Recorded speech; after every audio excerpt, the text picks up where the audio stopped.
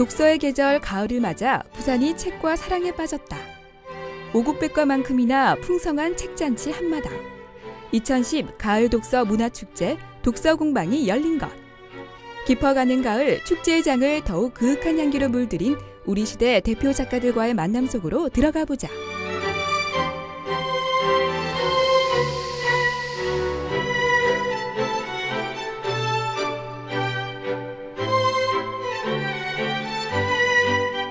네, 까막눈 삼디기라든지 그 색깔을 먹는 나무, 모하메드의 운동화 이런 작품들을 읽어봤습니다. 참 마음이 따뜻한 작가였습니다. 아동문학 쪽에서 굉장히 많은 작품 내신 선생님이신데 직접 뵐 수 있는 기회고 또 말씀 직접 들으니까 되게 좋았습니다. 뭐 이렇게 초기 작품부터 시작해서 어떤 배경에서 이제 작가의 생각이 어떻게 변해왔는지 또 앞으로 어떤 거 쓰고 싶으신지 굉장히 좋은 시간이었습니다. 아이들의 눈으로, 아이들의 마음으로, 아이들을 위한 글쓰기에 전념해온 대한민국 대표 동화작가 원효순. 그녀가 2010 독서문화축제를 맞아 부산을 찾았다. 처음에 의뢰를 받았을 때는 독서문화축제가 이렇게 큰 줄은 사실은 몰랐는데요. 와서 보니까 굉장히 크게 홍보도 하시고 규모도 상당히 큰데 놀랐습니다. 일단 저는 바다, 회 이런 거 좋아해서요. 예, 상당히 이게 활동적이고 뭐랄까요, 이렇게 움직이는 느낌? 그런 느낌을 많이 받았어요, 부산에. 예. 강원도 산골에서 태어나 산으로 들로 마음껏 뛰어다니며 유년 시절을 보낸 그녀는 이러한 어린 시절의 추억과 초등학교에서 아이들을 가르치며 겪은 다양한 경험을 바탕으로 왕성한 작품 활동을 펼치고 있다. 제가 학교에 있을 때는 주로 어린이들의 생활을 담은 그런 이야기를 많이 썼어요. 그래서 뭐랄까 이렇게 소외된 어린이, 그다음에 따뜻한 손길이 필요한 아이들 이야기 이런 이야기들을 많이 썼고요. 그랬는데 이제 퇴직을 하고 나서 제가 조금 지금 사는 곳도 산골로 들어갔거든요. 그래서 자연 친화적인 작품 또는 우리의 그 전통 문화를 소재로 한 작품들 이런 이야기들을 좀 쓰고 싶어요. 제가 동화 작가가 되려고 결심하게 된 이유는 저는 오스카 와일드의 행복한 왕자였어요. 아, 동화라는 것이 이렇게 따뜻하고 아름다운 것이로구나라는 생각을 갖게 한 게 오스카 와일드의 행복한 왕자였고요. 이번 강연에서는 자연 친화, 사회 문제, 전통 문화, 크게 세 가지 특징으로 구분되는 그녀의 작품 세계를 한 번에 정리해보는 시간을 가질 수가 있었는데 어린 시절 형성된 감수성이 평생에 걸쳐 큰 영향을 끼치기에 올바른 독서 습관을 확립하는 것이 중요하다고.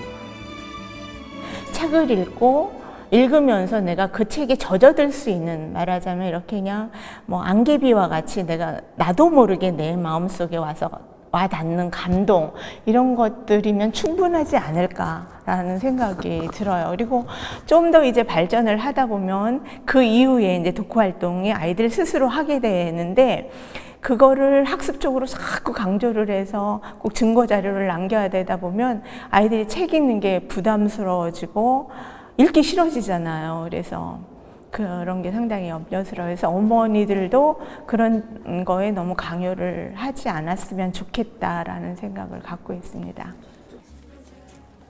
사회적 약자와 소외된 주변인들을 사랑으로 감싸며 꿈과 희망의 메시지를 전달하는 동화작가 원효순. 100년이 지나도 어린이들이 기억해주는 작가로 남기 위해 앞으로도 따뜻하고 깊이 있는 글로 독자들과 만날 계획이다. 우리 어머님들께서 어린이를 위해서 아이들만 읽는 책이 동화책이 아니라 엄마와 아이들 또 어른과 아이들이 함께 읽는 동화책이 참 많거든요. 그래서 그런 것들을 아이와 함께 읽어주셨으면 좋겠습니다. 초청해 주셔서 감사합니다. 화랑세기에 기록된 인물로 수대에 걸쳐 신라 왕실의 권력을 좌지우지했던 판무파탈의 대명사 미실. 우리에겐 TV 드라마의 캐릭터로 더 친숙해진 미실이지만 그 이전에 이미 소설 미실이 존재하고 있었다. 치명적 매력과 카리스마를 지닌 미실을 탄생시킨 이는 바로 김별아 작가. 굉장히 아름다운 도시이고 또 훌륭한 그리고 수준 높은 독자분들이 많이 계시다는 얘기를 들었어요. 그래서 북 페스티벌이 부산에서 열리게 된 거를 축하를 드리고 이런 것을 계기로 해서 좀 더 책을 많이 독서가 활성화되고 그래서 문화적으로도 자연이 아름다운 만큼 문화적으로도 풍부한 그런 도시가 되었으면 좋겠습니다.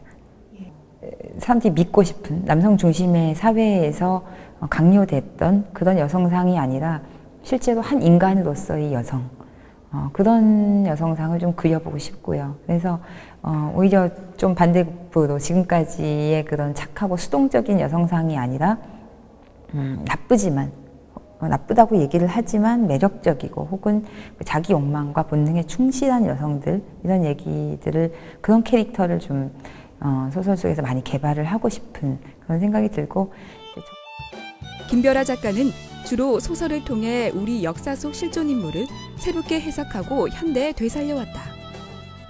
10년간의 무명 생활에 마침표를 찍어준 그녀의 대표작 미실은 대중적 인기와 더불어 2005년 제1회 세계문학상을 수상하며 평단으로부터도 확고한 인정을 받았는데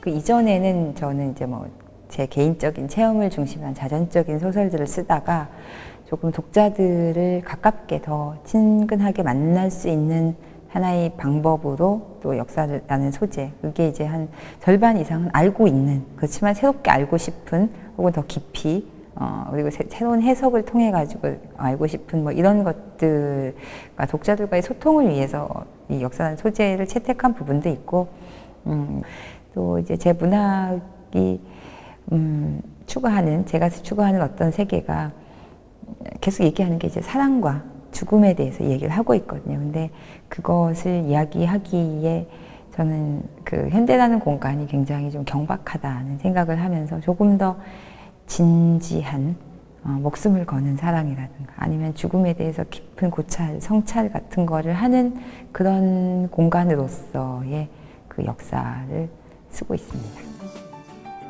이윽고 강연이 시작되고 시종일관 시원시원하면서도 솔직한 화법으로 강연장의 분위기를 밝게 이끈 김별아 작가. 그러나 어린 시절엔 유달리 내성적인 성격 탓에 친구도 별로 없는 외로운 아이였다. 그런 그녀를 세상 밖으로 끌어내어 소통하게 해준 치유의 매개체가 바로 책이었다고.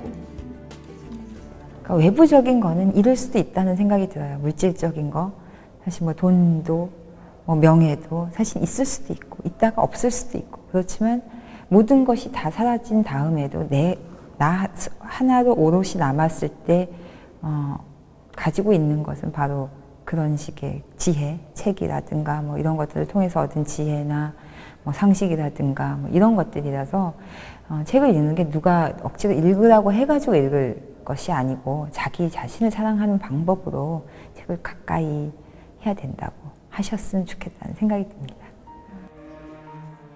삶의 굴곡을 수없이 겪으면서도 책을 통해 자신을 사랑하는 법을 배울 수 있었다는 그녀. 결국 글 쓰는 일을 업으로 삼게 되었고 어느덧 17년이라는 시간이 흘렀다.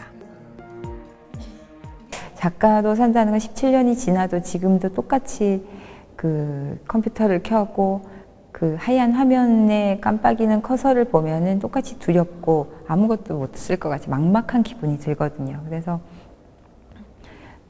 그런 결코 이렇게 승리할 수 없는 작업이기는 한데 그런 것들을 저를 믿고 저 자신을 믿고 그리고 독자들과 계속 소통하면서 끝까지 그 제가 쫓는 별을 놓치지 않고 갈 수 있는 그런 작가가 되고 싶고요. 과거 역사 속 인물을 통해 혹은 오늘을 살아가는 어린이들의 모습을 통해 인간의 모습과 삶의 희로애락을 전하는 언어의 연금술사들. 눈빛 마주하며 얘기할 수 있어 소중했던 이 시간만큼 향후 설레는 작품으로 다시 만날 수 있길 기대해본다.